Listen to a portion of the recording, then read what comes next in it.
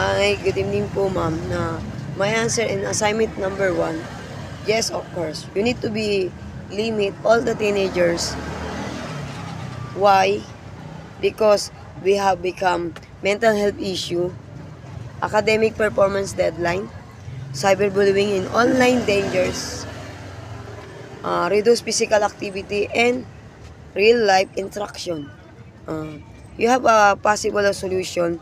You set up to limit maybe 1 hour and 2 hours to using social media, or encourage or teenagers to offline games or sport or hobbies or reading book, or educate teenagers to or responsible using social media, or use parental control or guardian to use limit social media.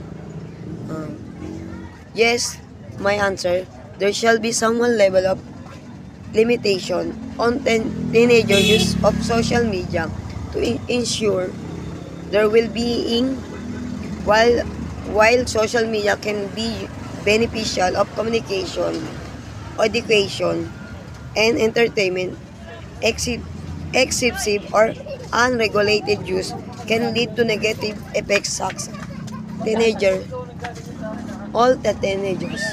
Yun lang po ma'am. Thank you.